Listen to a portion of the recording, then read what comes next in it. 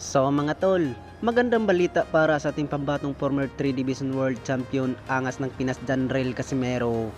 Dahil po ay nagsabi po ang member ng Treasure Boxing Promotion na si Mark Alisna na hindi na daw mahihirapan na maghanap ng kalaban ang ating pambato ng angas ng Pinas.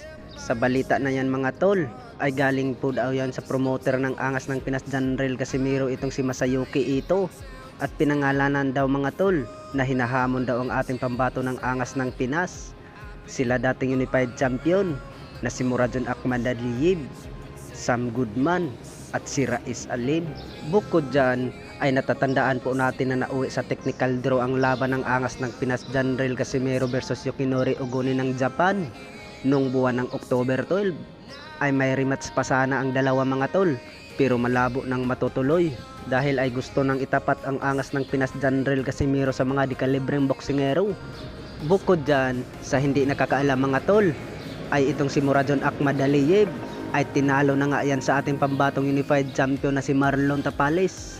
Dyan po nakukuha ang dalawang belt ni Tapales mga tol ng WBA at IBF. Sa kabilang banda naman mga tol, ay binalita po ang ating pambatong unified champion na si Marlon Tapales sa ESPN 5 na puspusan na daw ang pag-iinsayo ni Marlon Tapales sa Baguio. Doon sa Baguio po nagtitraining ang ating pambato mga tol dahil ay pareho lang doon yung klima sa Baguio at sa Japan sa paghahanda ng paparating na laban ngayong buwan ng December 26 na makakalaban niya ang WBC, WBO, Super Bantamweight World Champion the Monster na Naoya Inoue nagaganapin sa bansang Japan. At banat ni Marlon Tapales mga tol ay pinaghandaan daw niya talaga itong si Naoya Inoue dahil ina-knockout daw niya si Naoya Inoue. At dagdag pa ni Marlon Tapales mga tol ay gugulatin daw niya ang mundo ng boxing. Sa kabilang banda naman mga tol ay may paparating po na laban ang ating WBC Featherweight World Champion Mark Magnifico Magsayo ngayong buwan ng December 16 nagaganapin sa T-Mobile Arena Las Vegas, Nevada.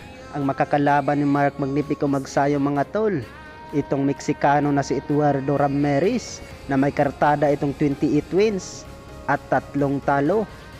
Bukod dyan, itong si Eduardo Ramirez ay tinalo nga to ni Pitbull Cruz at pinabagsak ni Pitbull sa round 2. Bukod dyan, ay ganoon pa rin yan siguro ang mangyayari ni Ramirez sa kamay ni Mark Magnifico Magsayo. Ay knockout pa rin yan ang aabutin. Ano bang sa tingin niyo mga tol? Ay kaya bang i-knockout ni Magsayo itong si Eduardo Ramirez? So mga tol, maraming salamat sa walang sawang suporta sa Romlet Boxing Sports.